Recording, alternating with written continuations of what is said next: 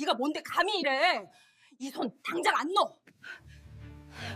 서울 강남구 논현동 골목 안쪽 20년 넘게 그 자리를 지켜온 전통 디저트 카페. 달빛정의 유리문이 따르릉 소리를 내며 열렸습니다. 오전 10시, 아직 손님이 들어오기엔 이른 시간이었죠. 카운터 뒤에서 떡을 썰고 있던 한옥수는 칼을 내려놓고 고개를 들었어요.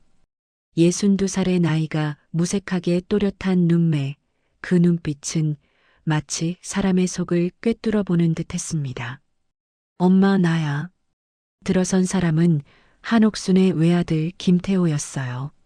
38살 서울대 물리학과 교수. 홀로 키운 아들이 대학 교수가 되었다는 사실은 한옥순의 가장 큰 자부심이었죠. 태호는 언제나처럼 단정한 남색 셔츠에 베이지색 면바지 차림이었는데 오늘따라 표정이 묘하게 들떠 있었습니다. 무슨 일이야? 학교는? 엄마, 오늘 수업 없어. 그리고 소개시켜드릴 사람이 있어서. 태호의 뒤로 한 여자가 조심스럽게 모습을 드러냈습니다.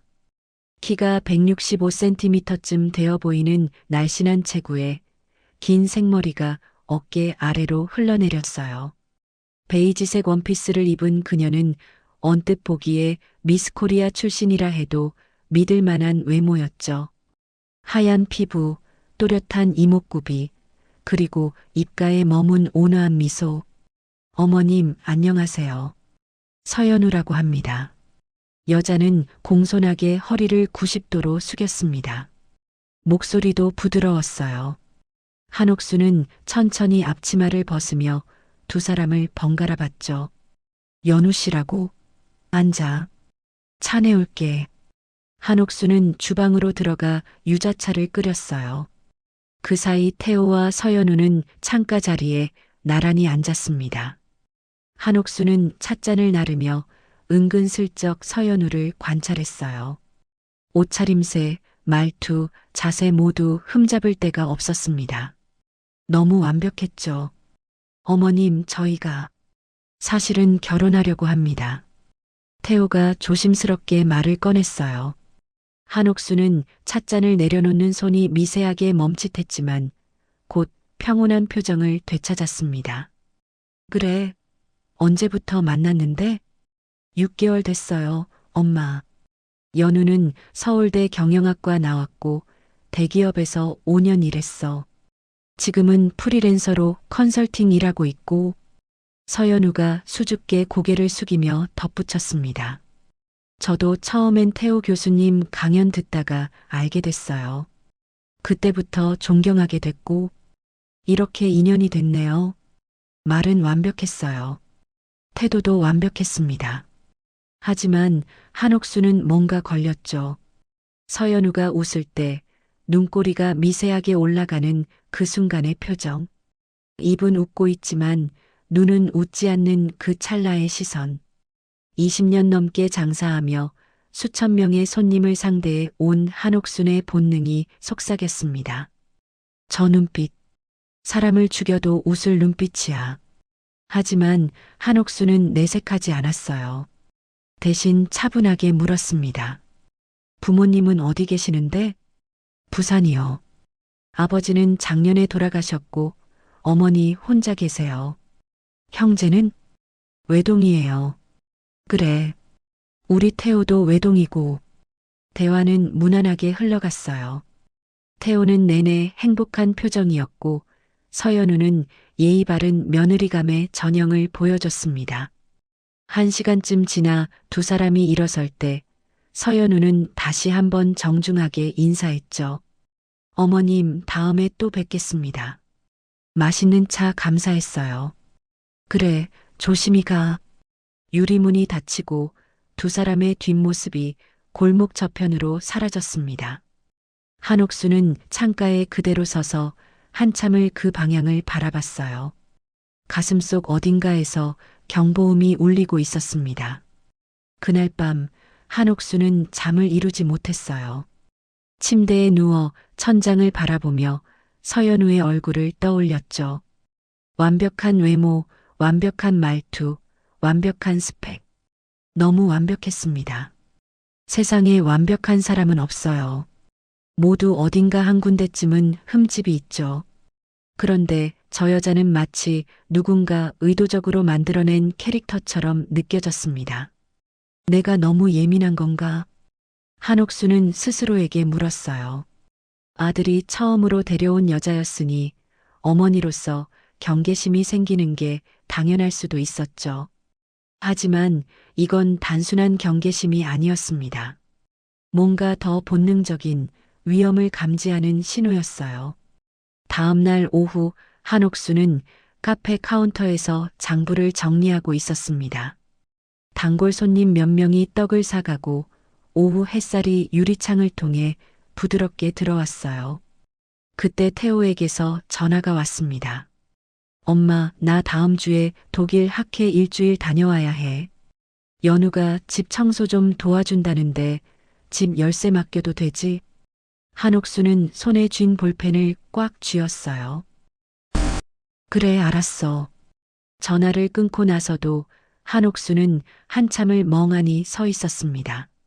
뭔가 잘못되고 있다는 느낌. 하지만 아직 구체적인 근거는 없었죠. 그저 본능만이 끊임없이 경고를 보낼 뿐이었습니다. 일주일 후 태호가 독일로 떠났습니다. 한옥수는 그날 저녁 일찍 카페 문을 닫고 태호의 아파트로 향했어요. 30평대 아파트, 태호가 교수가 된 후 한옥순이 전세금을 대준 곳이었죠.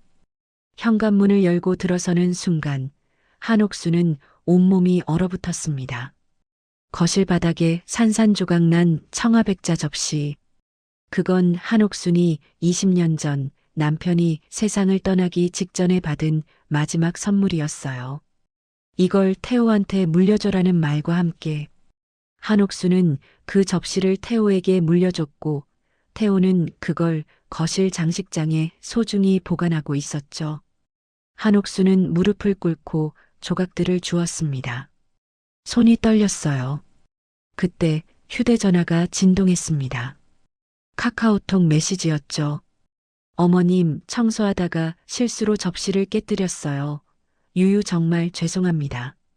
꼭 새 걸로 사드릴게요. 서연우였습니다. 한옥수는 메시지를 읽고 또 읽었어요. 그리고 천천히 고개를 들어 거실을 둘러봤습니다. CCTV. 태호가 출장 갈 때마다 집을 확인하려고 설치해둔 소형 카메라가 거실 책장 위에 있었죠. 한옥수는 서둘러 휴대전화로 CCTV 앱을 켰습니다. 화면에 재생된 영상. 서연우가 장식장 앞에 서 있었어요. 청아백자 접시를 꺼내 들고 잠시 바라보더니 바닥에 내던졌습니다. 그리고 카메라를 똑바로 쳐다보며 혀를 길게 내밀었죠. 입꼬리가 비뚤어지게 올라간 그 표정은 한 달 전 카페에서 봤던 온화한 미소와는 전혀 달랐어요. 한옥수는 휴대전화를 쥔 손이 부들부들 떨렸습니다. 분노가 치밀어 올랐죠. 하지만 동시에 머릿속이 차갑게 식어갔어요. 이제 확신했습니다. 저 여자는 위험한 사람이에요.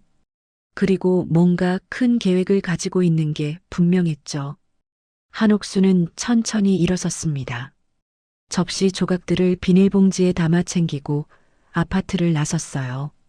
집으로 돌아오는 택시 안에서 한옥수는 창밖을 바라보며 중얼거렸습니다. 내 새끼 건드린 죄, 비싸게 치르게 해줄게. 그날 밤부터 한옥순의 전쟁이 시작됐습니다. 한옥수는 그날 밤 한숨도 자지 못했습니다. 침대에 누워 천장을 바라보며 서연우의 그 표정을 떠올렸어요.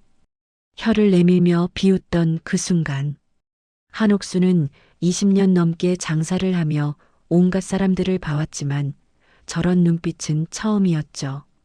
저건 단순히 시어머니를 무시하는 정도가 아니었습니다. 뭔가 더 큰 목적을 가지고 계획적으로 움직이는 사람의 눈빛이었어요. 다음 날 아침 한옥수는 평소보다 일찍 카페 문을 열었습니다. 6시 30분 아직 해가 채 뜨기 전이었죠. 한옥수는 주방에서 떡을 찌며 생각을 정리했어요. 감정적으로 대응해서는 안 됩니다. 증거가 필요했죠. 확실한 증거. 그리고 저 여자가 정확히 무엇을 노리는지 파악해야 했어요. 사장님, 이렇게 일찍이요? 목소리에 한옥순이 고개를 돌렸습니다. 카페 유리문 앞에 28살의 여자가 서 있었어요. 윤서진, 일주일 전에 알바로 들어온 대학원생이었죠. 태호의 제자이기도 했습니다. 서진아. 너도 일찍 왔네. 네, 오늘 오전에 교수님 연구실 정리해 드려야 해서요. 그런데 사장님 안색이 안 좋으신데. 괜찮으세요? 한옥수는 잠시 서진을 바라봤어요. 밝고 귀여운 얼굴, 언제나 웃는 표정. 하지만 한옥수는 알고 있었습니다. 이 아이가 태호를 좋아한다는 것을요. 태호 이야기만 나오면 눈빛이 달라지는 걸 못 본 척할 수 없었죠. 응, 괜찮아. 그냥 좀 못 잤어. 커피 타드릴까요? 아니, 됐어. 내가 먼저 한 잔 마셔. 서진은 카운터 뒤로 들어가 커피를 내렸습니다. 한옥수는 그 모습을 보며 생각했어요. 이 아이를 활용할 수 있을까? 아니, 아직은 너무 이릅니다. 일단은 혼자서 움직여야 했죠. 오전 10시쯤 카페에 단골 손님들이 하나둘 들어오기 시작했습니다. 한옥수는 평소처럼 떡을 팔고 차를 내오며 웃었어요. 하지만 머릿속은 끊임없이 돌아가고 있었습니다. 어떻게 접근할 것인가? 어떻게 증거를 모을 것인가? 오후 2시 한옥수는 카페를 서진에게 맡기고 밖으로 나왔습니다. 목적지는 논현동에서 차로 10분 거리에 있는 주유소였어요.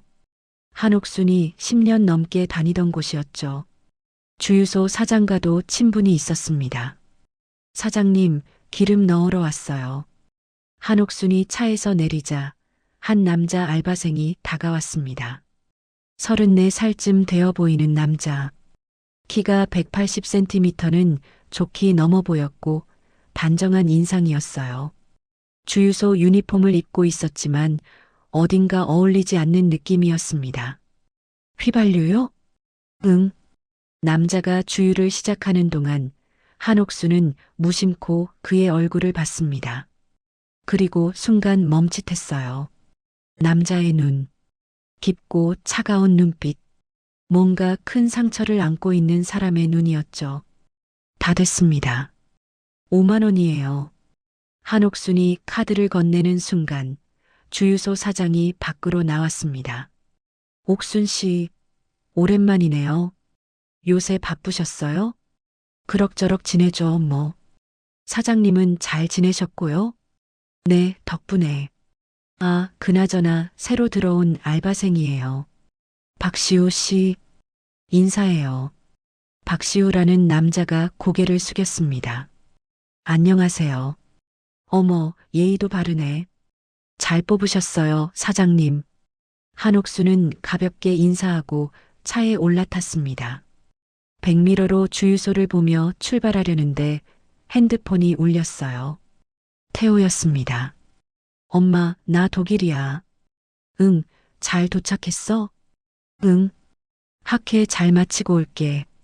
그리고 엄마, 연우가 집 청소해줬다며? 고맙다고 전해줘. 한옥수는 핸들을 쥔 손에 힘을 주었습니다. 그래. 엄마, 연우 괜찮지? 마음에 들어? 전화 너머 태호의 목소리는 들떠 있었어요. 한옥수는 가슴이 미어졌습니다. 저렇게 순진한 아들이 저런 여자한테 속아 넘어가다니. 응, 좋더라. 조심해서 다녀와. 전화를 끊고 한옥수는 한참을 그대로 앉아 있었습니다. 눈앞이 흐려졌어요. 분노와 슬픔이 뒤섞였죠. 하지만 눈물을 흘릴 시간은 없었습니다. 한옥수는 눈을 감고 심호흡을 한 뒤 차를 출발시켰어요. 사흘 후 태호가 독일에서 돌아왔습니다. 공항에 마중 나간 사람은 서연우였어요. 한옥수는 카페에서 태호에게 걸려온 영상통화로 두 사람의 모습을 봤습니다. 엄마, 나 도착했어. 연우가 마중 나왔어. 화면 속 서연우는 태호의 팔짱을 끼고 환하게 웃고 있었습니다. 완벽한 애인의 모습이었죠. 그래, 잘 왔어. 집 가서 푹 쉬어.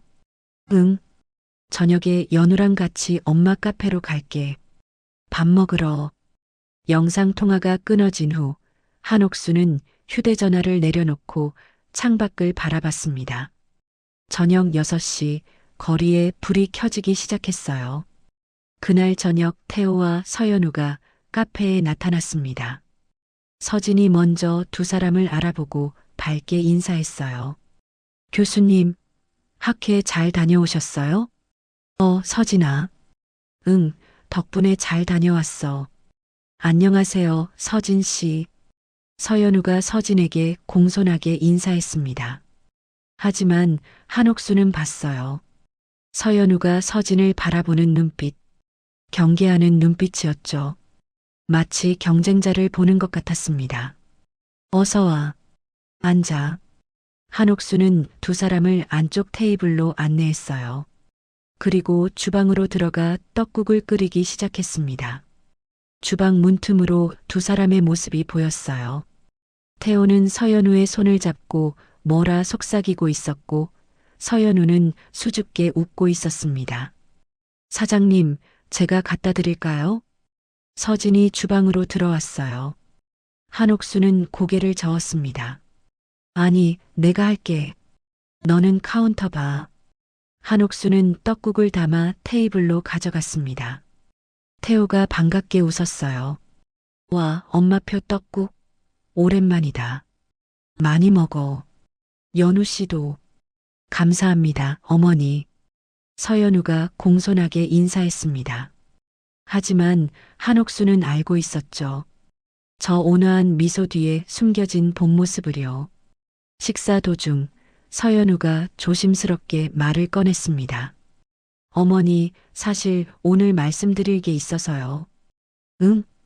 저희가 다음 달에 결혼식을 올리려고 해요. 작은 결혼식이요. 가족들만 초대해서. 한옥수는 숟가락을 내려놓았습니다. 그렇게 급하게? 엄마, 나도 이제 38이잖아. 빨리 결혼하고 싶어? 태호가 어린아이처럼 말했습니다. 한옥수는 서연우를 똑바로 봤어요. 서연우는 여전히 온화한 미소를 띠고 있었죠. 알았어. 준비 많이 해야겠네. 네, 어머니. 도와주시면 감사하겠습니다.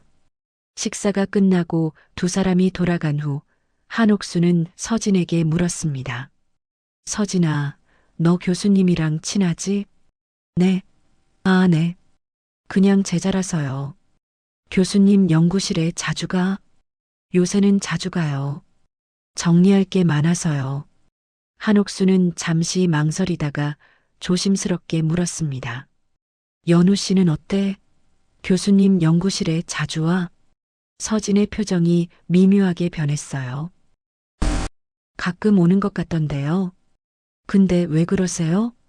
아니, 그냥 궁금해서. 한옥수는 더 이상 묻지 않았습니다. 아직은 때가 아니었죠. 그날 밤 한옥수는 침대에 누워 청아백자 접시 조각들을 바라봤습니다. 비닐봉지에 담긴 조각들. 한옥수는 조각 하나를 꺼내 손바닥에 올려놓았어요. 남편의 마지막 선물. 태호에게 물려준 소중한 유산. 여보, 우리 아들 지켜야 해. 내가 반드시 지킬 거야. 한옥수는 조각을 다시 봉지에 넣고 서랍 깊숙이 넣었습니다. 그리고 노트를 꺼내 펜을 들었어요. 첫 페이지에 또박또박 썼습니다. 서연우 조사 일지 2024년 11월 23일.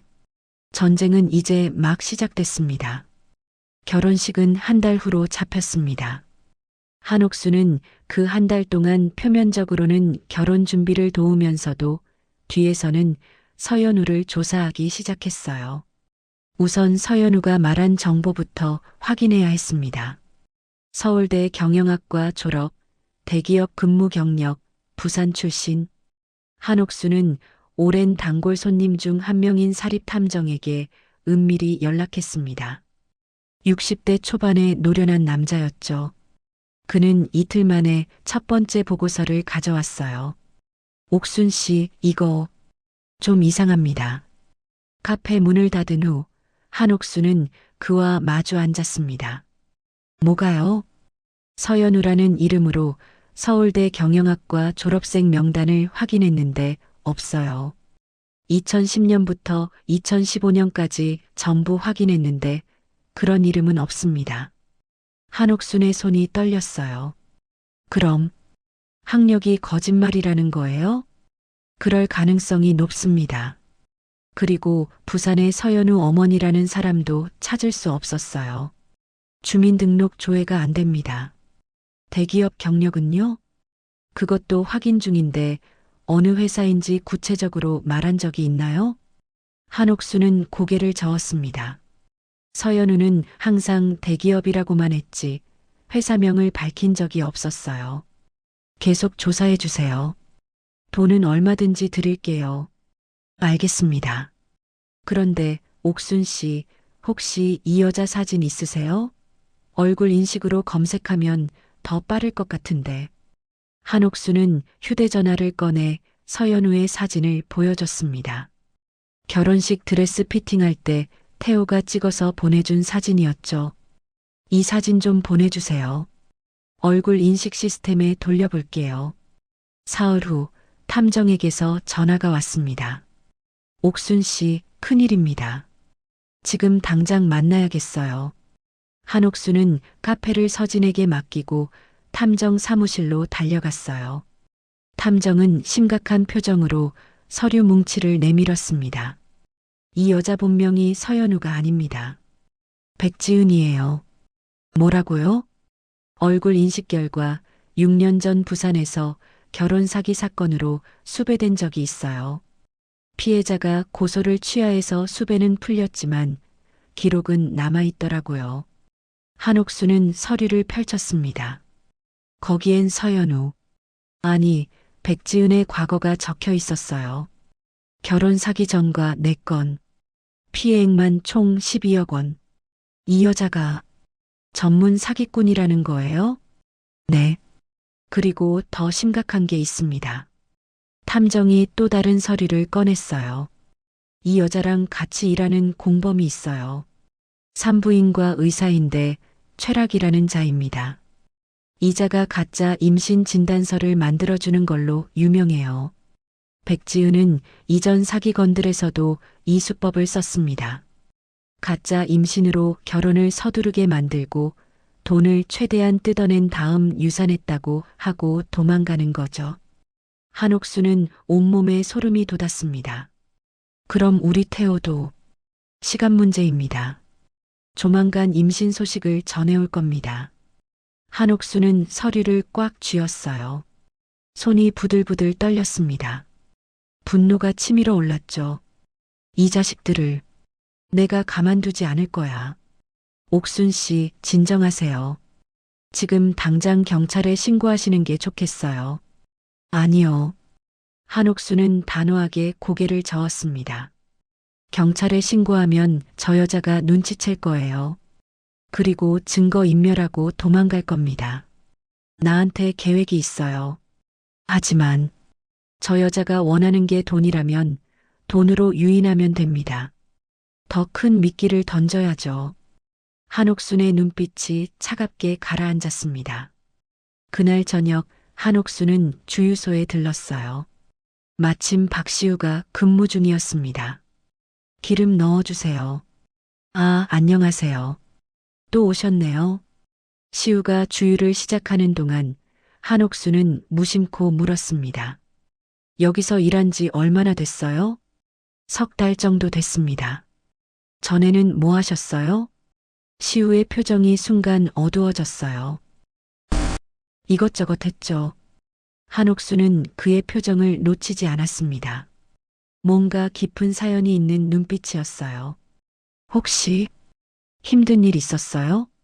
시우가 고개를 들어 한옥순을 봤습니다. 잠시 망설이다가 조심스럽게 입을 열었어요. 사실 1년 전에 약혼녀한테 사기를 당했습니다. 한옥순의 심장이 쿵 하고 내려앉았습니다.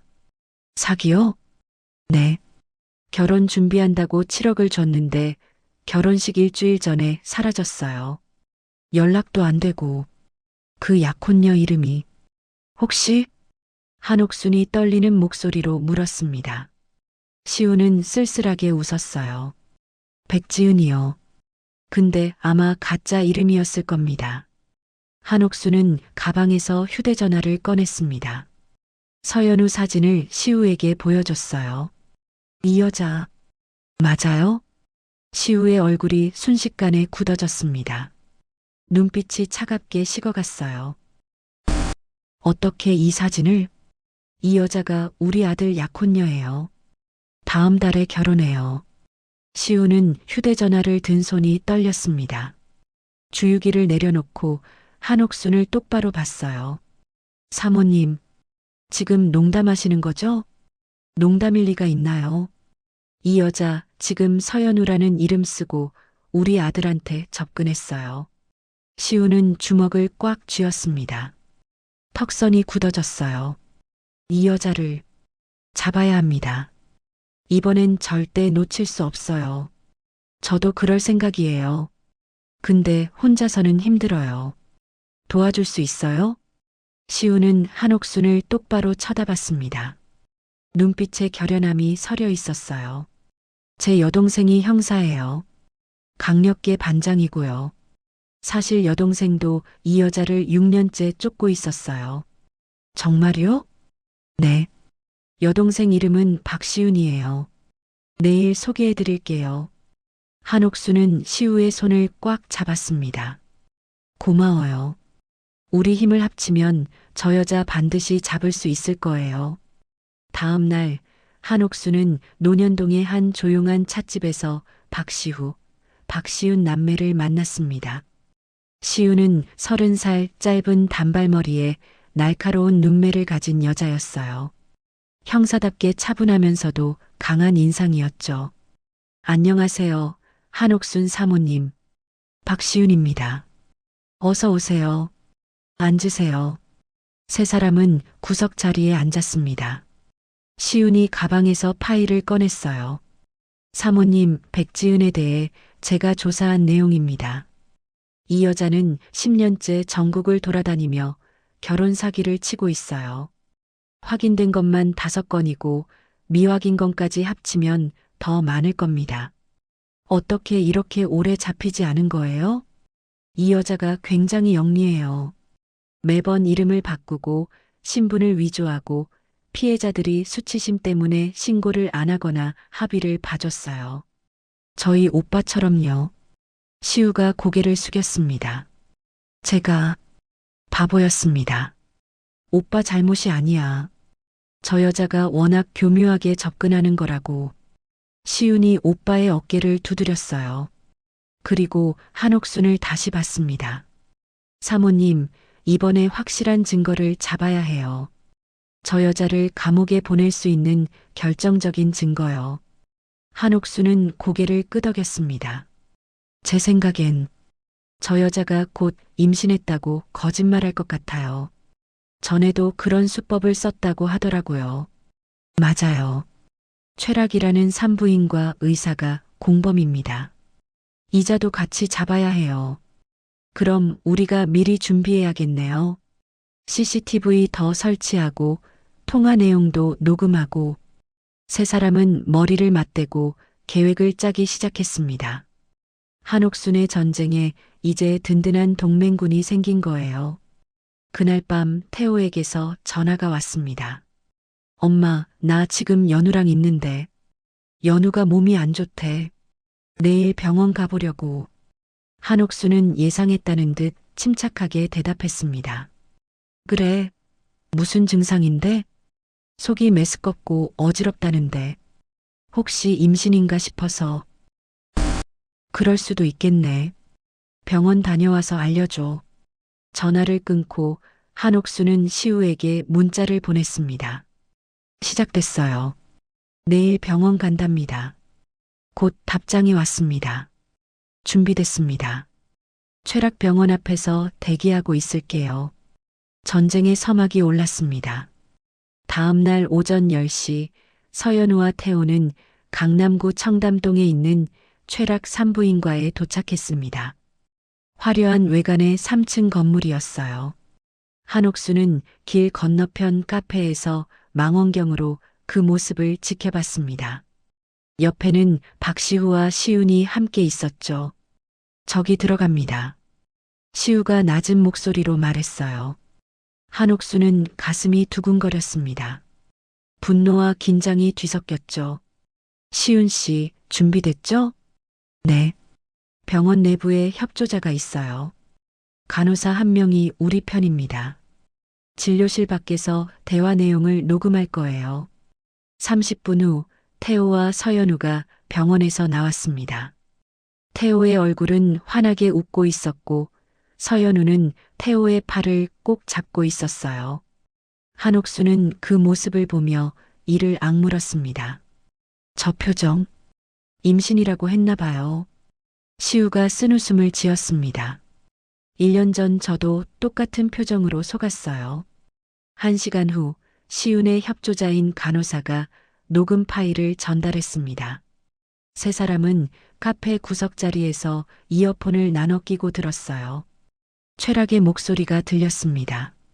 축하드립니다. 임신 6주 차세요. 서연우의 목소리. 정말요? 아, 여보 들었어? 태호의 목소리는 떨리고 있었습니다. 진짜 우리 아기야? 네, 초음파 사진 여기 있습니다. 보세요. 잠시 침묵이 흘렀어요. 그리고 태호의 흐느끼는 소리가 들렸습니다. 연우야, 고마워. 정말 고마워. 한옥수는 눈물이 났습니다. 저렇게 순수하게 기뻐하는 아들을 보니 가슴이 찢어지는 것 같았어요. 하지만 녹음은 계속됐습니다. 진료가 끝난 후 복도에서 서연우와 최락이 나눈 대화였죠. 잘했어. 이번엔 얼마나 뜯어낼 건데? 최락의 목소리가 비웃듯 물었습니다. 일단 10억은 받아야지. 교수 월급이 얼마나 되는데. 게다가 시어머니 카페도 꽤 잘 되던데. 부동산도 몇 개 있을 거야. 욕심 부리지 마. 전처럼 5억 정도만 받고 튀는 게 안전해. 아니, 이번엔 달라. 이 남자 연구 자료가 돈이 돼. 초전도체 관련 논문이라던데 해외 바이어가 3억에 사겠대. 한옥수는 이어폰을 빼고 책상을 쳤습니다. 시우와 시윤이 깜짝 놀라 한옥순을 봤어요. 연구 자료까지. 저 여자가 국가 기밀을 팔아넘기려고 해요? 시윤이 심각한 표정으로 고개를 끄덕였습니다. 이건 단순 결혼 사기가 아니에요. 산업 스파이 행위입니다. 즉시 신고해야 해요. 아니요. 한옥순이 단호하게 말했습니다. 아직이에요. 저 여자가 실제로 자료를 빼돌리려는 순간을 잡아야 해요. 그래야 확실한 증거가 되니까요. 하지만 사모님 위험합니다. 국가 기밀이 유출되면 교수님 연구실 컴퓨터에 접근 제한을 걸 수 있나요? 비밀번호 같은 거? 한옥순이 시윤에게 물었습니다. 시윤은 잠시 생각하더니 고개를 끄덕였어요. 제가 아는 보안 전문가한테 부탁하면 가능할 겁니다. 원격으로 모니터링하면서 누가 접근하는지 다 기록할 수 있어요. 그렇게 해주세요. 그리고 한옥수는 가방에서 수첩을 꺼냈습니다. 우리 카페에도 CCTV를 더 설치해야겠어요. 저 여자가 우리 집에 자주 오거든요. 혹시 카페에서도 뭔가 계획을 짤 수도 있으니까. 42대 정도면 충분할 것 같은데요. 시우가 말했습니다. 42대요? 네. 구석구석 다 찍히게요. 숨길 곳이 없도록. 한옥수는 결연한 표정으로 고개를 끄덕였습니다. 그날 오후 태호가 카페로 달려왔습니다. 얼굴이 상기되어 있었어요. 엄마, 엄마, 왜 그래? 무슨 일이야? 연우가 임신했어. 한옥수는 연기를 해야 했습니다. 놀란 척, 기쁜 척. 정말 축하한다, 아들. 한옥수는 태호를 껴안았어요. 태호의 심장이 빠르게 뛰는 게 느껴졌습니다. 한옥수는 눈물이 날 것 같았지만 꾹 참았어요. 엄마, 그래서 결혼식을 더 앞당기려고. 2주 후면 어때? 2주 후? 응. 연후배가 나오기 전에 하고 싶대. 괜찮지? 한옥수는 잠시 망설였습니다. 2주면 너무 촉박했어요. 준비할 시간이 부족했죠. 하지만 거절하면 의심받을 수 있었습니다. 그래, 알았어. 엄마가 준비 도와줄게. 고마워, 엄마. 태호가 어린아이처럼 환하게 웃었습니다. 한옥수는 그 웃음을 보며 다짐했어요. 반드시 아들을 지켜내겠다고. 저녁 무렵 서연우가 카페로 찾아왔습니다. 한옥수는 평소처럼 차분하게 맞이했어요. 어서 와요, 연우 씨. 앉아요. 어머니, 바쁘신데 죄송해요. 서연우는 여전히 공손한 며느리의 모습이었습니다. 한옥수는 유자차를 내오며 물었어요. 임신 소식 들었어요. 축하해요. 감사합니다, 어머니. 몸은 괜찮아요? 네, 아직은 괜찮아요. 입덧이 좀 있긴 한데. 서연우가 배를 쓸어내리며 미소 지었습니다. 한옥수는 그 모습을 보며 속으로 비웃었어요. 저 뱃속엔 아무것도 없는데.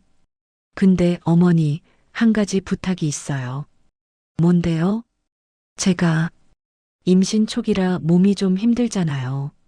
그래서 태호 오빠 연구실 정리 같은 걸 좀 도와드리려고 하는데 혹시 연구실 출입증 만들 수 있을까요? 한옥순의 손이 멈칫했습니다. 저게 본색이구나. 연구실에 자유롭게 드나들겠다는 거였어요. 그건 태호한테 직접 부탁해봐요. 사실 오빠한테 말했는데 학교 규정상 가족이라도 함부로 출입증을 못 만든대요. 그래서 어머니가 학교에 말씀해 주시면 어떨까 해서요. 내가? 네. 어머니가 교수 어머니시니까 더 잘 통할 것 같아서요. 한옥수는 서연우를 똑바로 봤습니다. 서연우는 여전히 온화한 미소를 띠고 있었죠. 하지만 한옥수는 알고 있었어요. 저 눈빛 속에 숨겨진 탐욕을. 알았어요. 내가 한번 알아볼게요. 감사합니다, 어머니. 서연우가 환하게 웃었습니다. 한옥수는 억지로 미소 지었어요. 서연우가 돌아간 후 한옥수는 즉시 시윤에게 전화했습니다. 연구실 접근 제한 지금 당장 해주세요. 저 여자가 움직이기 시작했어요. 알겠습니다. 오늘 밤 안으로 처리하겠습니다. 전화를 끊고 한옥수는 카페 창밖을 바라봤어요. 거리에 어둠이 내려앉고 있었습니다. 한옥수는 중얼거렸죠. 이제부터가 진짜 전쟁이야. 그날 밤 서진이 카페 문을 두드렸습니다. 평소보다 늦은 시간이었어요. 사장님, 아직 계세요? 서진아. 무슨 일이야? 서진은 주변을 둘러보더니 조심스럽게 안으로 들어왔습니다. 표정이 심각했어요. 사장님, 말씀드릴 게 있어요. 뭔데? 서연우 씨요. 저 이상해요. 한옥순의 심장이 뛰었습니다. 왜? 오늘 교수님 연구실에서 봤는데 서연우 씨가 교수님 컴퓨터를 만지고 있었어요. 교수님은 수업 중이셨는데. 그래서 제가 들어가니까 깜짝 놀라면서 황급히 컴퓨터를 끄더라고요. 그리고 임신해서 몸이 안 좋다며 급히 나갔어요. 한옥수는 주먹을 꽉 쥐었습니다. 예상대로였어요. 서진아, 너. 한옥수는 잠시 망설였습니다. 서진을 끌어들여도 되는 걸까? 하지만 이미 서진은 뭔가 눈치챈 것 같았어요. 사장님, 제가 도와드릴 수 있어요. 서연우 씨가 좋은 사람이 아닌 것 같아요. 한옥수는 서진의 눈을 봤습니다. 진지한 눈빛이었어요. 그리고 그 눈빛 속엔 태호를 향한 마음도 담겨 있었죠. 알았어. 그럼 우리 팀에 합류하는 거야. 각오해. 네, 사장님. 한옥수는 서진에게 지금까지의 모든 상황을 설명했습니다. 서연우의 정체, 과거 사기 전과 가짜 임신, 연구자료 유출 계획까지. 서진은 듣는 내내 얼굴이 창백해졌어요. 그럼 교수님이 완전히 속고 계신 거예요? 응. 그래서 우리가 막아야 해. 서진은 주먹을 꽉 쥐었습니다. 저 여자 절대 용서 못해요. 제가 뭐든지 할게요. 한옥수는 서진의 어깨를 두드렸습니다. 고마워, 서진아. 내가 있어서 든든하다. 동맹은 점점 커지고 있었습니다. 한옥순, 박시후, 박시윤, 그리고 이제 윤서진까지 네 사람의 복수가 시작된 거예요. 이틀 후 시윤이 긴급하게 연락을 해왔습니다. 한옥수는 카페 문을 잠그고 뒷방으로 들어가 전화를 받았어요. 사모님, 큰일입니다. 백지은이 해외 브로커랑 접촉했어요. 뭐라고요? 통신 감청 결과 어젯밤 홍콩 쪽 번호로 암호화된 메시지를 주고받았어요. 내용을 해독했는데 연구 자료를 2주 안에 넘기겠다고 했습니다. 한옥수는 가슴이 철렁 내려앉았습니다. 2주 아니면, 네, 결혼식 직후예요. 아마 결혼식 끝나자마자 자료를 빼돌리고 도망칠 계획인 것 같습니다. 절대 안 돼요. 그 전에 막아야 해요. 그래서 말인데요, 사모님. 제가 정직 처분을 받았습니다. 한옥수는 숨이 멎는 것 같았어요. 무슨 소리예요? 백지은 사건을 독단적으로 수사했다는 이유로요. 상부에서 제지했는데도 계속 진행했다고. 3개월 정직입니다. 시윤의 목소리가 떨렸습니다. 한옥수는 미안한 마음이 들었어요. 시윤 씨, 미안해요. 나 때문에. 아니에요, 사모님. 이건 제 선택이었어요. 그리고 오히려 잘 됐어요. 네. 이제 공권력 제약 없이 움직일 수 있다는 뜻이에요. 더 자유롭게 저 여자를 쫓을 수 있죠. 시윤의 목소리엔 결연함이 담겨 있었습니다.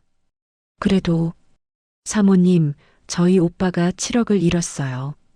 그리고 사모님 아드님도 지금 속고 계시잖아요. 저는 절대 포기 안 합니다. 한옥수는 눈시울이 뜨거워졌습니다. 고마워요, 시윤 씨. 지금부터 본격적으로 덫을 놔야 해요.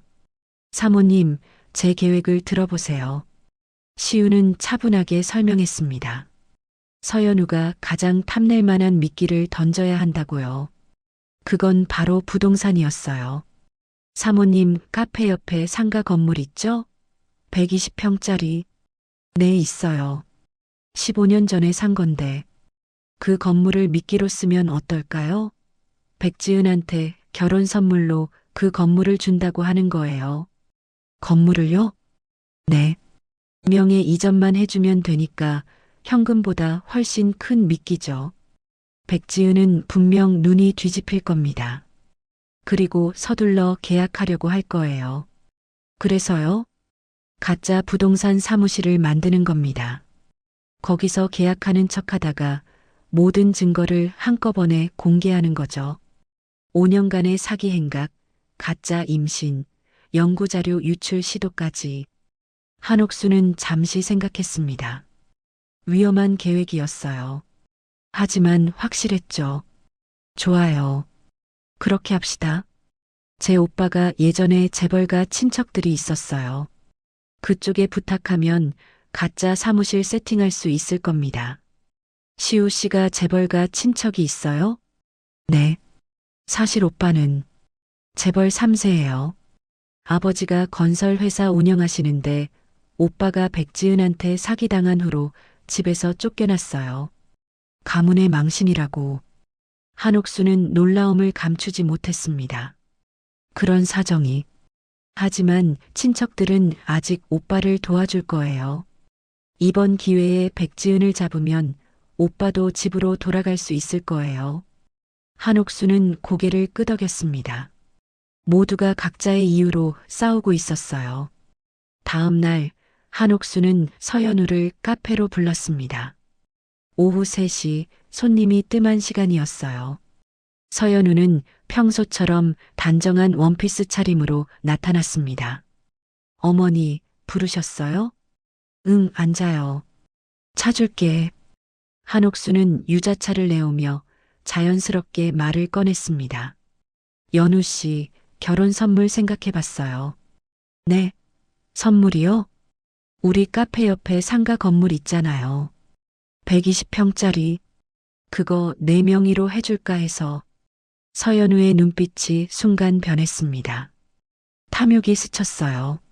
하지만 곧 온화한 미소로 돌아왔죠. 어머니, 그건 너무 큰 선물인데요. 괜찮아. 우리 태호 아내니까. 게다가 우리 손주도 생겼잖아. 한옥수는 서연우의 배를 가리키며 웃었습니다. 서연우는 수줍게 배를 쓸어내렸어요. 감사합니다, 어머니. 정말 감사해요. 다음 주에 부동산 사무실 가서 계약하자. 결혼 전에 명예 이전 끝내는 게 좋을 것 같아서. 네, 어머니. 언제든 좋아요. 서연우의 목소리가 들떠 있었습니다. 한옥수는 속으로 비웃었어요. 미끼를 물었구나. 서연우가 돌아간 후 한옥수는 서진을 불렀습니다. 서진아, 오늘 밤 중요한 일이 있어. 무슨 일인데요? 서연우 집에 가야 해. 서진의 눈이 커졌습니다. 집에요? 왜요? 노트북을 복제해야 해. 서연우가 해외 브로커랑 주고받은 메시지, 연구자료 파일, 모든 증거가 그 안에 있을 거야. 하지만 어떻게 들어가요? 한옥수는 가방에서 작은 USB를 꺼냈습니다. 시훈 씨가 준 거야. 이걸 노트북에 꽂으면 자동으로 모든 파일이 복제돼. 그래도 집에 어떻게 들어가요? 내가 들어가야 해. 네. 서진이 놀라 되물었습니다. 한옥수는 차분하게 설명했어요. 서연우가 오늘 밤 10시에 최락병원에 간대. 보약 처방 받으러. 그동안 내가 서연우 집에 들어가는 거야. 하지만 열쇠가 태호한테 빌려. 무슨 핑계든 대고.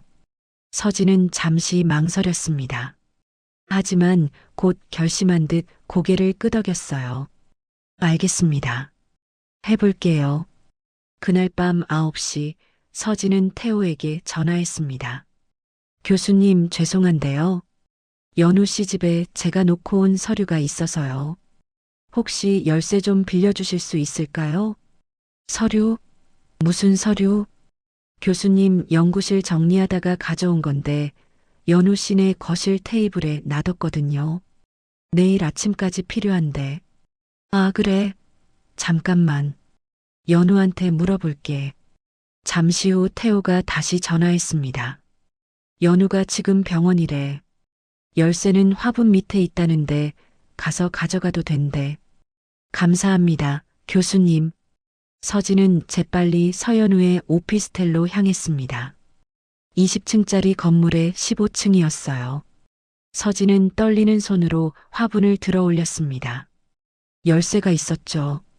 문을 열고 들어서자 깔끔하게 정돈된 거실이 보였습니다. 서진은 재빨리 안방으로 향했어요. 책상 위에 노트북이 놓여 있었습니다. 서진은 노트북을 켰습니다. 다행히 비밀번호는 걸려 있지 않았어요. 시윤이 준 USB를 꽂자 자동으로 프로그램이 실행됐습니다. 화면에 진행률이 뜨기 시작했어요. 3%, 10%, 20%. 서진은 가슴이 터질 것 같았습니다. 만약 서연우가 일찍 돌아오면, 만약 들키면 50%, 70%. 그때 현관문이 열리는 소리가 들렸습니다. 서진은 온몸이 얼어붙었어요. 서연우가 돌아온 거였습니다. 이상하네. 분명 문 잠갔는데. 서연우의 목소리가 점점 가까워졌습니다. 서진은 재빨리 USB를 뽑으려 했지만 손이 떨려 잡히지 않았어요. 90%, 95%, 방문이 열렸습니다. 서연우가 서 있었어요. 그리고 서진을 봤습니다. 둘의 시선이 마주쳤습니다. 서연우의 얼굴이 차갑게 굳어졌어요. 윤서진, 뭐 하는 거야? 100% 완료. 서진은 재빨리 USB를 뽑아 주머니에 넣었습니다. 그리고 최대한 태연하게 웃었어요. 언니, 놀랐어요? 교수님 서류 찾으러 왔어요. 거실 테이블에 놓고 갔다고 해서. 그래. 근데 왜 내 방에 있어? 서연우가 한 걸음 다가왔습니다. 눈빛이 날카로웠어요. 화장실 쓰려고 안방 쪽으로 왔는데 노트북이 켜져 있길래 꺼드리려고요. 혹시 배터리 다를까봐. 서진은 최대한 자연스럽게 거짓말을 했습니다. 서연우는 서진을 의심스럽게 쳐다봤어요. 그래. 고마워. 그럼 서류 찾았어? 아, 네. 거실에 있더라고요. 그럼 저 먼저 갈게요, 언니. 몸조리 잘하세요. 서진은 재빨리 거실로 나가 아무 서류나 집어들고 현관으로 향했습니다. 뒤에서 서연우의 차가운 시선이 느껴졌어요. 문을 나서는 순간 서진은 다리에 힘이 풀렸습니다. 간신히 엘리베이터까지 걸어가 버튼을 눌렀어요. 엘리베이터 문이 닫히는 순간 서진은 주저앉았습니다. 후, 살았다. 서진은 주머니에서 USB를 꺼냈습니다. 작은 USB 안에 서연우의 모든 비밀이 담겨 있었어요. 1시간 후 서진은 한옥순의 집으로 달려갔습니다. 한옥순과 시훈이 기다리고 있었어요. 성공했어요. 서진이 USB를 내밀자 세 사람의 얼굴이 환해졌습니다. 잘했어, 서진아. 시훈이 즉시 노트북에 USB를 연결했습니다. 화면에 수많은 파일들이 떴어요. 해외 브로커와의 메시지, 연구자료 사본, 과거 사기 기록, 그리고 최락과 주고받은 돈 거래 내역까지. 대박이에요. 이 정도면 증거로 충분해요. 시훈이 흥분한 목소리로 말했습니다. 이제 결점만 남았네요. 시우가 주먹을 쥐었습니다. 한옥수는 화면을 바라보며 조용히 말했어요. 다음 주 수요일, 가짜 부동산 사무실에서 모든 걸 끝내는 거야. 네 사람은 서로를 바라봤습니다. 눈빛엔 결의가 담겨 있었어요. 복수의 날이 다가오고 있었습니다. 다음 주 수요일까지는 사흘이 남았습니다. 한옥순과 시훈, 서진은 매일 밤 모여 계획을 점검했어요. 가짜 부동산 사무실은 강남구 역삼동의 한 오피스텔 2층에 마련됐습니다. 시우의 재벌가 친척이 도와준 덕분이었죠. 그곳은 실제 부동산 사무실처럼 꾸며졌어요. 책상, 의자, 서류 캐비닛, 심지어 부동산 거래 포스터까지 완벽했습니다. 여기서 계약하는 척하다가 이 스크린으로 모든 증거를 보여주는 거예요. 시훈이 벽에 설치된 대형 스크린을 가리켰습니다. 150인치짜리 스크린이었어요. 백지은이 5년 동안 저지른 사기 행각, 가짜 임신 증거, 연구자료 유출 시도까지 하나도 빠짐없이 다 보여줄 겁니다. 그리고 그 순간 경찰이 들이닥치는 거죠? 서진이 물었습니다. 시훈이 고개를 저었어요. 아니요. 저는 아직 정직 중이라 공식적으로 움직일 수 없어요. 대신 제 후배 형사한테 부탁했습니다. 제가 신호를 보내면 들어올 거예요. 언제 신호를 보낼 건데요? 백지은이 완전히 무너질 때요. 끝까지 발뺌하지 못하게 모든 증거를 다 보여주고 난 다음에. 한옥수는 스크린을 바라보며 조용히 말했습니다. 저 여자가 내 아들을 얼마나 우롱했는지 똑똑히 보여줘야죠. 월요일 아침 한옥수는 서연우에게 전화를 걸었습니다. 연우 씨, 나야. 수요일 오후 3시에 부동산 사무실에서 만나자. 주소 문자로 보낼게. 네, 어머니. 태호 오빠도 같이 가도 될까요? 한옥수는 잠시 망설였습니다. 태호가 있으면 계획이 복잡해질 수 있었어요. 하지만 어차피 태호도 진실을 알아야 했습니다. 그래, 같이 와. 전화를 끊고 한옥수는 깊은 한숨을 쉬었습니다. 태호가 얼마나 충격을 받을까 생각만 해도 가슴이 아팠어요. 하지만 이건 피할 수 없는 과정이었습니다. 그날 오후 카페에 한 손님이 찾아왔습니다. 최락이었어요. 서연우와 함께 오는 줄 알았는데 혼자였습니다. 한옥수는 차분하게 인사했어요. 어서 오세요. 무엇 드릴까요? 아메리카노 한 잔이요. 최락은 구석자리에 앉았습니다. 한옥수는 커피를 내오며 슬쩍 관찰했어요. 40대 초반으로 보이는 남자. 깔끔한 정장 차림이었지만 눈빛이 어딘가 음침했습니다. 최락은 커피를 마시며 한옥순을 쳐다봤어요. 사장님, 혹시 아드님이 김태호 교수님 맞죠? 한옥수는 놀라지 않았습니다. 예상했던 상황이었어요. 네, 그런데요. 축하드립니다. 며느리 복 터지셨네요. 연우 씨 정말 좋은 분이더라고요. 감사합니다. 근데 어떻게 아세요? 아, 제가 연우 씨 주치이거든요. 산부인과 의사예요. 한옥수는 최락을 똑바로 봤습니다. 저자가 바로 가짜 진단서를 만들어준 공범이었죠. 그러시구나. 연우가 임신해서 제가 얼마나 기쁜지 몰라요. 당연하시죠. 첫 손주잖아요. 최락이 웃었습니다. 하지만 그 웃음은 진심이 아니었어요. 한옥수는 속으로 비웃었습니다. 저자도 곧 대가를 치를 거예요. 근데 원장님, 무슨 일로 오셨어요? 아, 그냥 근처 지나다가 들렀어요. 유명한 카페라고 들어서. 그래요? 감사합니다.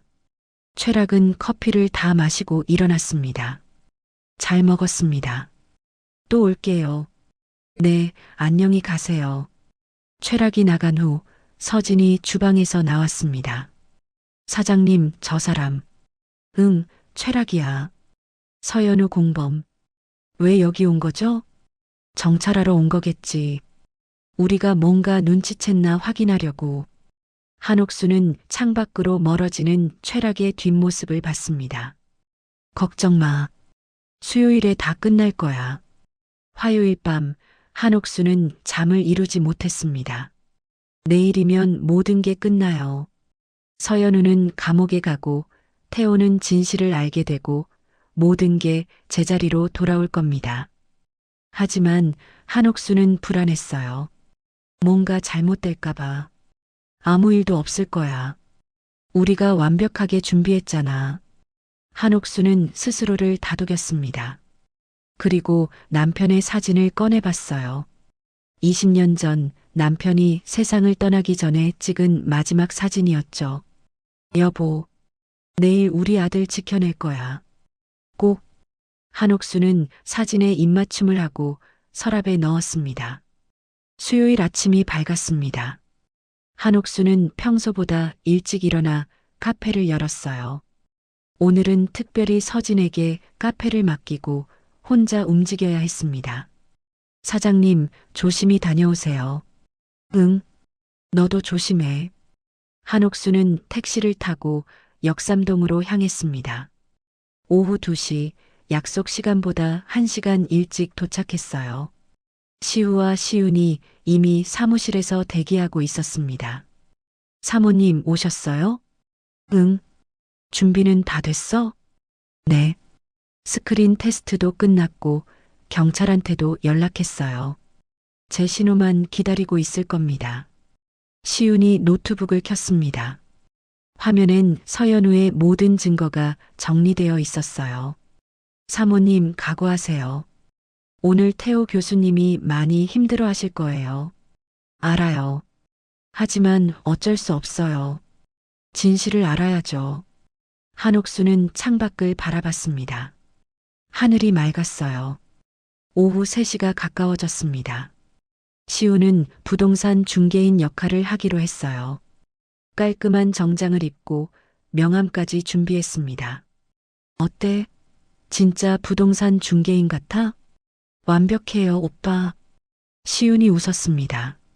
긴장되지만 설레는 표정이었어요.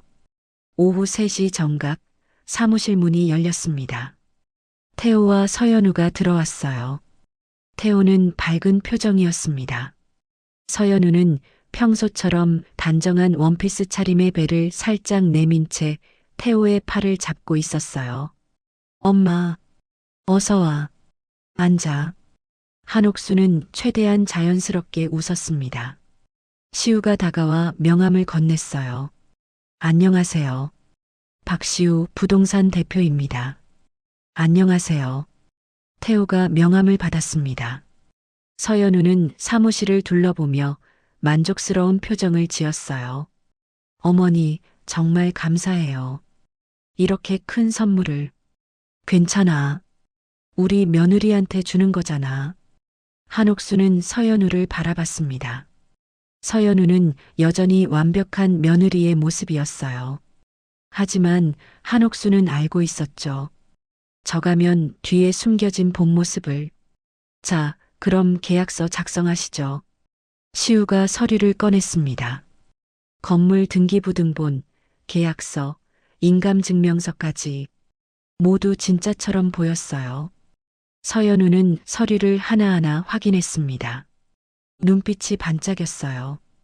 탐욕이 가득한 눈빛이었죠. 여기 제 이름을 쓰면 되는 거죠? 네, 맞습니다. 서연우가 펜을 들었습니다. 계약서에 이름을 쓰려는 순간 한옥순이 말했습니다. 잠깐만요. 서연우가 고개를 들었어요. 네, 그 전에 확인하고 싶은 게 있어서요. 한옥순의 목소리가 차갑게 가라앉았습니다. 서연우의 표정이 미묘하게 변했어요. 무엇을요? 당신 이름이 정말 서연우가 맞는지. 순간 사무실 안의 공기가 얼어붙었습니다. 태호가 어리둥절한 표정으로 한옥순을 봤어요. 엄마, 무슨 소리야? 태호야, 조용히 해. 이제 진실을 알아야 할 시간이야. 한옥순은 시윤을 봤습니다. 시윤이 노트북을 조작하자 벽면에 대형 스크린이 켜졌어요. 화면에 한 여자의 사진이 떴습니다. 서연우와 똑같은 얼굴. 하지만 이름은 달랐어요. 백지은 결혼 사기범 수배 기록. 서연우의 얼굴이 창백해졌습니다. 태호는 스크린을 멍하니 바라봤습니다. 이해할 수 없다는 표정이었어요. 서연우는 펜을 떨어뜨리고 자리에서 벌떡 일어났습니다. 이게 무슨 장난이에요? 장난? 한옥순이 차갑게 웃었습니다. 5년 동안 5명의 남자를 속이고 총 12억을 뜯어낸 게 장난이라고요? 시윤이 노트북을 조작했습니다. 화면이 넘어가며 서연우의 아니 백지은의 과거 사기 기록이 하나씩 나타났어요. 2019년 부산 피해자 김모 씨 피해액 2억. 2020년 대구 피해자 이모 씨 피해액 3억. 2021년 광주 피해자 박모 씨 피해액 1억. 2022년 서울 피해자 최모 씨 피해액 2억.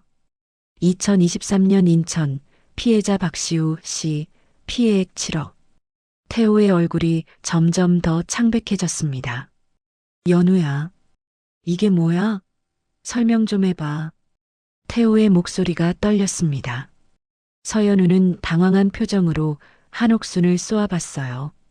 이건 조작이에요. 누가 저를 모함하려고 만든 거예요. 조작? 시우가 자리에서 일어났습니다. 서연우는 시우를 보고 얼굴이 굳었어요. 당신, 박시우? 오랜만이네요, 지은 씨. 아니, 연우 씨라고 불러야 하나? 시우의 목소리는 냉정했습니다. 7억을 잃은 남자의 목소리였죠. 1년 전 당신이 약혼 반지를 끼고 저한테 말했죠. 오빠, 평생 함께 할게요라고. 그리고 일주일 후 7억 들고 사라졌죠.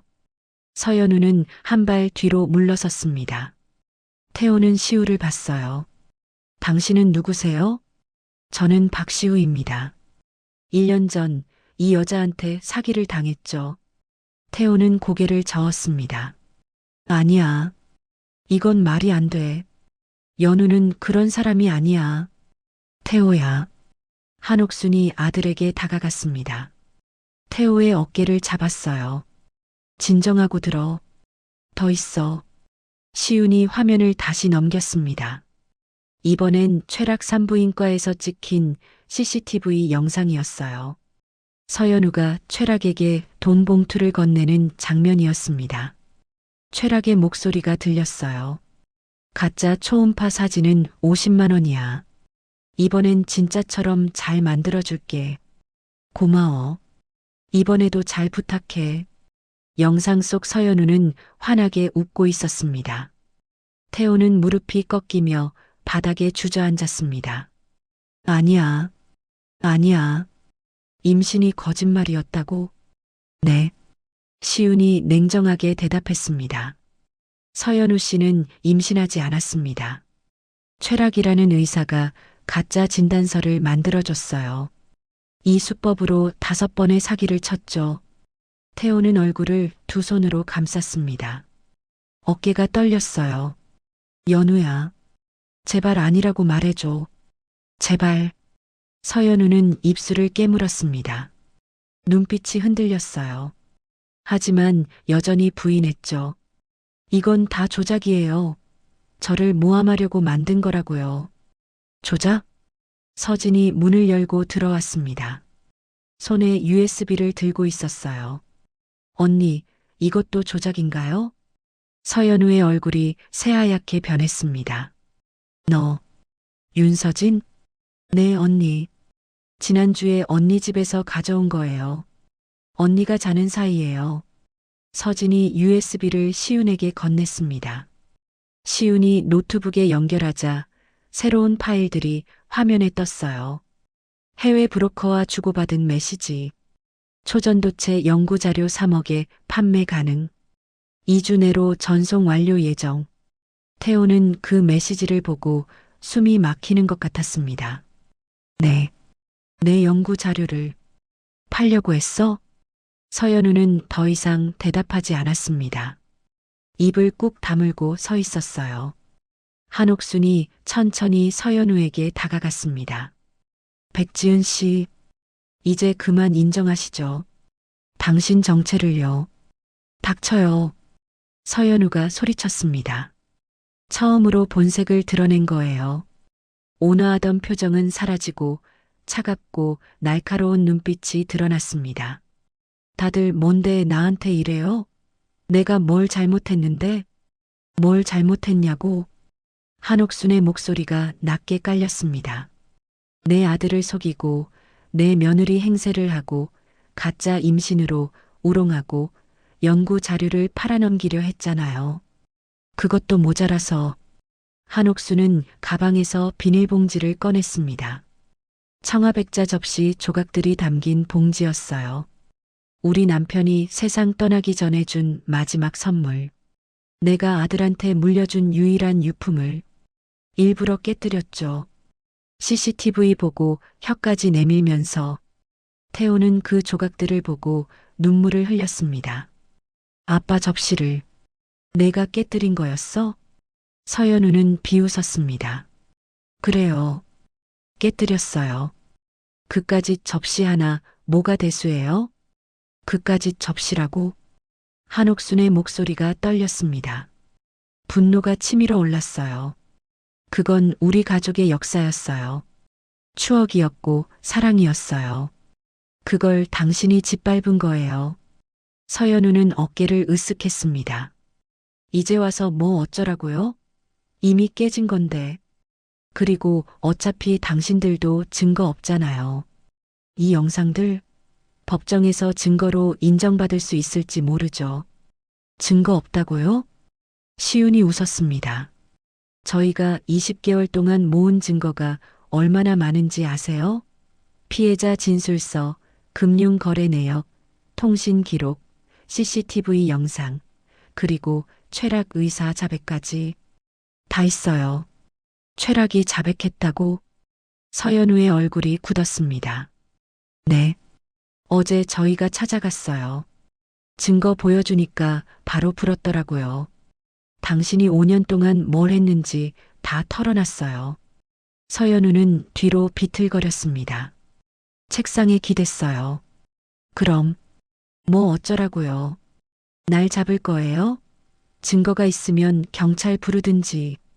부를 거예요. 시윤이 휴대전화를 꺼냈습니다. 제 후배가 밖에서 대기하고 있어요. 지금 신호만 보내면 들어올 겁니다. 서연우는 문 쪽을 봤습니다.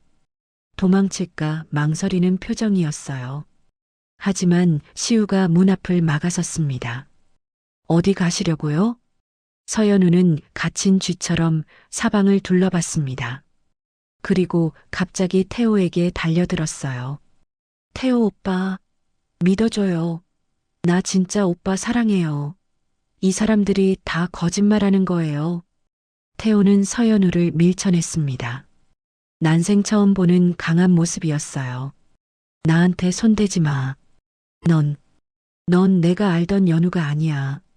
오빠, 내 이름도 거짓말이었고, 학력도 거짓말이었고, 임신도 거짓말이었어.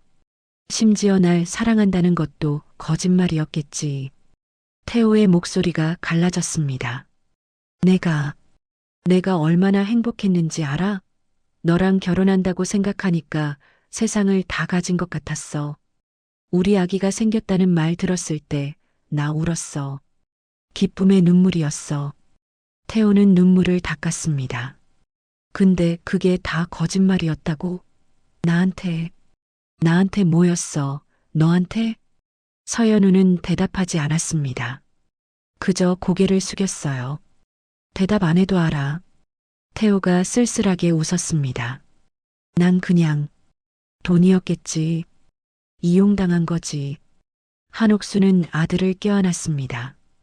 태호는 어머니 품에 얼굴을 묻고 소리 없이 울었어요. 시윤이 휴대전화를 들었습니다. 지금 들어오세요. 30초 후 사무실 문이 벌컥 열렸습니다. 2명의 형사가 들어왔어요. 백지은 씨, 결혼 사기 및 산업기밀 유출 시도 혐의로 체포합니다. 형사가 수갑을 꺼냈습니다. 서연우는 끝까지 저항했어요. 나요. 나 안 가요. 증거 없다니까. 증거 많습니다. 조용히 따라오시죠. 찰칵. 수갑이 채워졌습니다. 서연우는 한옥순을 똑바로 쳐다봤어요. 눈빛엔 증오가 가득했습니다. 할머니, 후회할 거예요. 내가 나가면. 나가요? 한옥순이 비웃었습니다. 22년은 받을 텐데요. 그때 나오면 당신 나이가 57이에요. 인생 끝난 거죠. 서연우의 얼굴이 일그러졌습니다. 이 늙은 입 조심하세요. 시윤이 차갑게 끼어들었습니다. 욕설죄까지 추가하고 싶지 않으시면. 형사들이 서연우를 끌고 나갔습니다. 서연우는 끝까지 소리를 질렀어요. 나라고. 나 억울해.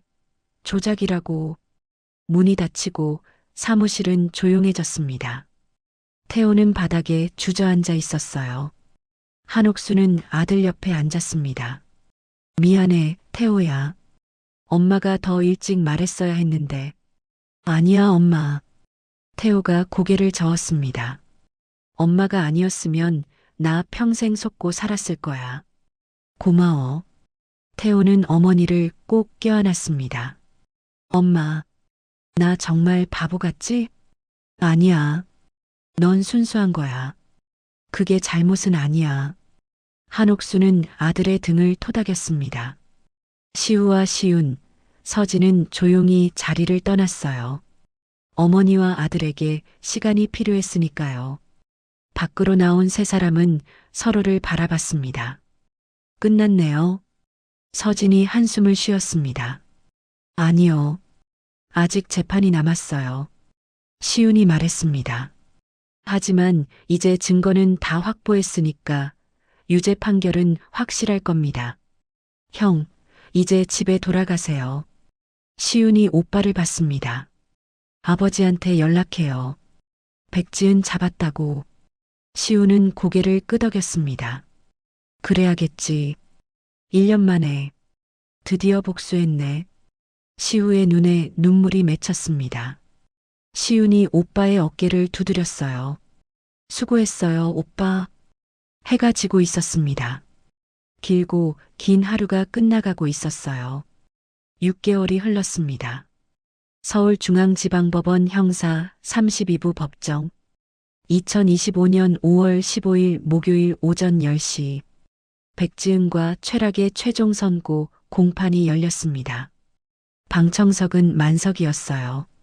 피해자들과 그 가족들, 언론사 기자들까지 모두가 이 재판에 주목하고 있었습니다.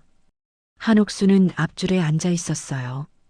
옆에는 태호가 있었고 그 옆으로 박시우와 시윤 남매 그리고 서진이 앉아 있었습니다. 모두 긴장한 표정이었죠. 피고인 백지은, 최락은 앞으로 나오시기 바랍니다. 판사의 목소리가 법정에 울렸습니다. 수감복을 입은 백지은과 최락이 나왔어요. 백지은은 6개월 전의 모습과 완전히 달라져 있었습니다. 머리는 단발로 잘렸고 얼굴은 수척해졌으며 눈빛은 무기력했어요. 최락도 마찬가지였습니다. 판사가 서류를 펼쳤습니다. 판결을 선고하겠습니다. 법정이 조용해졌어요. 숨소리조차 들릴 것 같았습니다. 피고인 백지은은 2019년부터 2024년까지 5년간 총 5건의 결혼 사기를 저질렀으며 피해액은 총 12억 원에 달합니다. 또한 가짜 임신으로 피해자들을 기망했고 국가 연구 자료를 해외에 유출하려 시도했습니다. 판사는 백지은을 똑바로 봤습니다. 피고인은 끝까지 반성하지 않았으며 범행 수법이 치밀하고 악질적이었습니다. 이에 본 법원은 피고인 백지은에게 징역 22년을 선고합니다. 방청석에서 탄성이 터져 나왔습니다. 백지은은 그 자리에 주저앉았어요. 안 돼. 안 돼요. 22년이라니. 조용히 하십시오. 판사가 경고했습니다.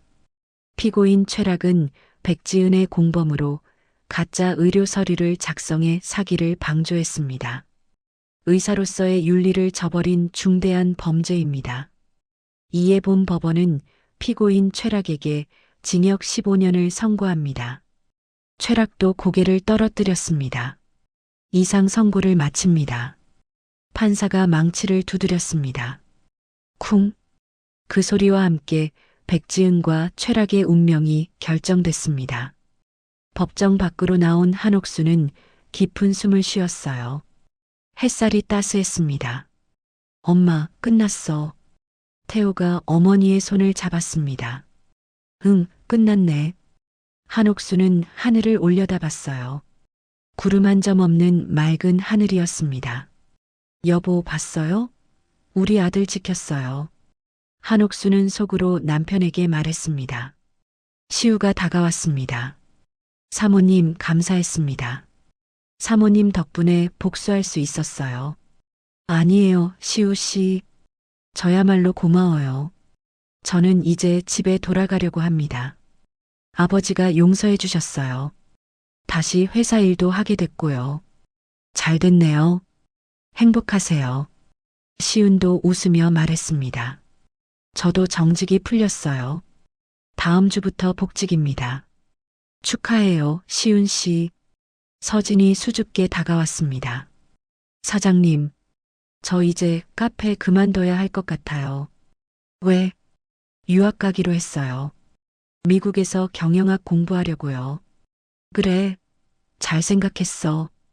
열심히 공부하고 와. 서진은 태호를 슬쩍 봤습니다. 태호는 서진을 보며 미소 지었어요. 서진아, 미국 가서도 연락해. 좋은 친구니까. 네, 교수님. 서진은 아쉬운 표정이었지만 곧 밝게 웃었습니다. 그럼 다들 건강하세요. 네 사람은 각자의 길로 흩어졌습니다. 한옥순과 태호는 카페로 돌아왔어요. 문을 열자 익숙한 떡 냄새가 났습니다. 엄마, 나 떡국 해줘. 그래, 앉아 있어. 한옥수는 주방으로 들어가 떡국을 끓이기 시작했습니다. 태호는 창가에 앉아 밖을 바라봤어요. 거리엔 사람들이 오가고 차들이 지나갔습니다. 평범한 일상이었죠. 엄마, 왜? 나 한동안 연애 안 할래. 한옥수는 웃었습니다. 그래, 천천히 해. 서두를 것 없어. 근데 엄마 궁금한 게 있어. 뭔데? 엄마는 어떻게 그렇게 빨리 눈치챘어? 서연우가. 아니, 백지은이 이상하다는 걸. 한옥수는 떡국을 저으며 생각했습니다. 눈빛이었어. 첫날부터 뭔가 이상했거든. 너무 완벽했어. 사람은 누구나 결점이 있는데 저 여자는 하나도 없는 것처럼 보였지. 그게 오히려 수상했던 거야. 엄마 직감이 대단해. 20년 넘게 장사하면서 수천 명을 봤으니까 사람 보는 눈이 생기지. 한옥수는 떡국을 담아 태호에게 내왔습니다. 먹어. 고마워, 엄마. 태호는 떡국을 한 입 먹고 눈물을 흘렸습니다. 엄마 떡국. 역시 최고야. 울지 마. 이제 다 지나간 일이야. 응. 근데 엄마. 또 왜? 난 엄마 한 분이면 충분해. 다른 여자는 필요 없어. 한옥수는 아들의 머리를 쓰다듬었습니다. 그래, 엄마가 평생 옆에 있어줄게. 1년이 더 흘렀습니다. 2026년 봄, 달빛정은 이제 서울에서 가장 유명한 전통 디저트 카페가 됐어요. 한옥순의 이야기가 언론에 보도되면서 많은 사람들이 찾아왔습니다. 한옥순은 프랜차이즈 제안도 여러 번 받았지만 모두 거절했어요. 돈보다 중요한 게 있었으니까요. 그런데 놀라운 일이 하나 생겼습니다. 박시우가 투자자로 들어온 거예요. 카페 옆 상가 건물을 실제로 매입해서 한옥순과 공동 소유자가 됐습니다. 사모님, 저도 장사 한번 배워보려고요.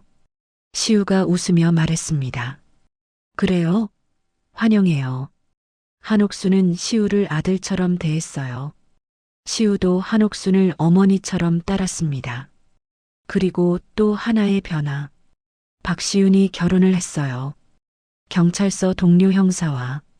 결혼식에 한옥순과 태호도 초대받았습니다. 사모님 와주셔서 감사해요. 당연하지. 축하해요, 시윤 씨. 내년에 아기 낳으면 사모님 카페에 자주 갈게요. 그래요. 우리 손녀 같은 아기 보러 올게요. 결혼식이 끝나고 한옥수는 태호와 함께 카페로 돌아왔습니다. 저녁 6시 카페 문을 닫을 시간이었어요. 엄마, 나 연구실 가볼게. 그래, 조심히 가. 태호가 나간 후 한옥수는 혼자 카페에 앉아 차를 마셨습니다. 창밖으로 석양이 지고 있었어요. 주황빛 하늘이 아름다웠습니다. 한옥수는 서랍에서 청아백자 접시 조각들을 꺼냈습니다. 1년 전 전문가에게 맡겨보곤 했어요. 금으로 이어 붙인 조각들. 일본의 킨츠기 기법이라고 했습니다. 깨진 자리가 오히려 더 아름답게 빛났어요. 여보, 이거 봐요. 다시 살아났어요. 한옥수는 접시를 쓰다듬었습니다. 우리 아들도 이렇게 회복했어요. 상처는 남았지만 더 강해졌어요. 한옥수는 접시를 장식장에 조심스럽게 올려놓았습니다. 다음 날 아침 카페에 새로운 손님이 찾아왔습니다. 20대 후반으로 보이는 여자였어요. 수수한 옷차림에 안경을 쓴 모습이었습니다. 안녕하세요. 떡 사러 왔어요. 어서 오세요. 어떤 떡 드릴까요? 송편이요. 10개 주세요. 한옥수는 송편을 담으며 여자를 슬쩍 봤습니다. 평범해 보이는 사람이었어요. 특별한 점은 없었죠. 여기요. 감사합니다. 여자가 돈을 내고 나가려는데 한옥순이 물었습니다. 혹시 결혼 준비 중이세요? 여자가 놀라 돌아봤습니다. 어떻게 아셨어요? 손에 약혼 반지 끼고 계시네요. 여자는 반지를 보며 수줍게 웃었습니다. 네, 다음 달에 결혼해요. 축하드려요. 행복하세요. 감사합니다. 여자가 나간 후 한옥수는 미소 지었습니다. 저렇게 평범하고 소박한 사랑이 진짜 사랑이죠. 화려하고 완벽해 보이는 것보다 훨씬 소중한 거예요. 오후에 태호가 카페로 찾아왔습니다. 엄마, 나 좋은 소식 있어. 뭔데? 내 논문이 국제학술지에 실렸어. 초전도체 연구. 정말? 축하한다, 아들. 한옥수는 태호를 껴안았습니다. 그리고 엄마, 연구비 지원도 받았어. 3억? 와, 대단한데? 이제 연구 계속할 수 있어. 백지은이 빼돌리려던 자료. 그거 내가 완성시킬 거야. 태호의 눈빛엔 열정이 가득했습니다.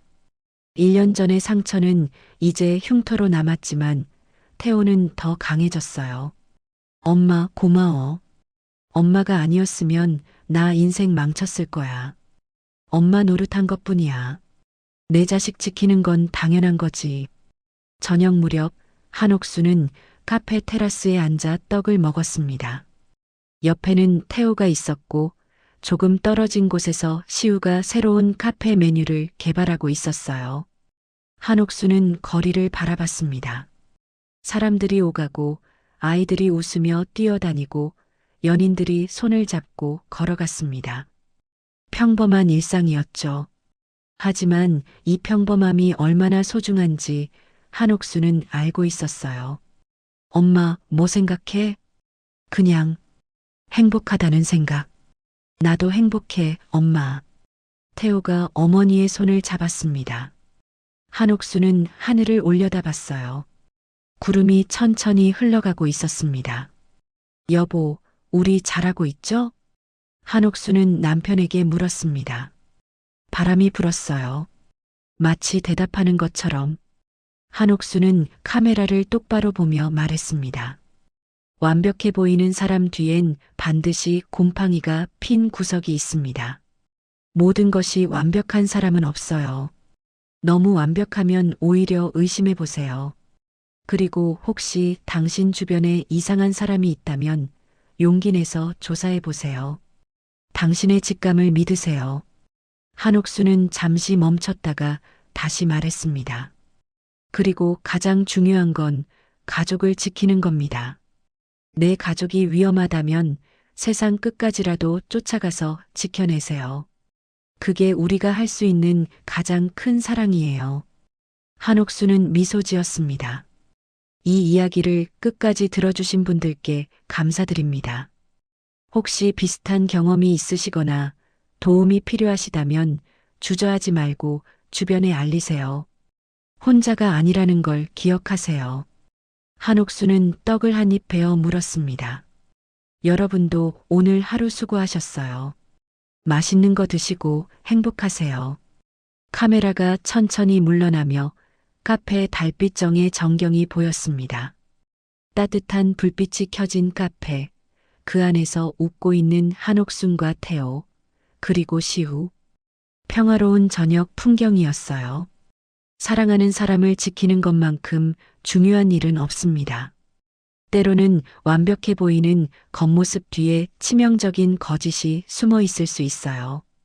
너무 완벽한 사람을 만나면 한 번쯤은 의심해 볼 필요가 있습니다. 여러분의 본능과 직감을 믿으세요. 오랜 세월 쌓아온 경험은 거짓말을 하지 않으니까요. 그리고 무엇보다 가족이 위험에 처했을 때 포기하지 마세요. 한옥순 사장님처럼 끝까지 싸우세요. 혼자 힘들면 주변에 도움을 요청하세요. 경찰, 변호사, 믿을 수 있는 친구들. 함께하면 불가능해 보이는 일도 해낼 수 있습니다. 상처는 아물지만 그 상처를 통해 우리는 더 강해집니다. 깨진 청아백자 접시처럼 금으로 이어붙인 자리가 오히려 더 아름다울 수 있어요. 혹시 여러분도 비슷한 일을 겪고 계시다면 망설이지 말고 도움을 청하세요. 그리고 이 이야기가 조금이라도 도움이 되었다면 댓글로 잘 들었어요 라고 한마디만 남겨주세요. 여러분의 응원이 큰 힘이 됩니다. 구독과 좋아요도 잊지 마시고요. 다음에도 더 좋은 이야기로 찾아뵙겠습니다. 감사합니다.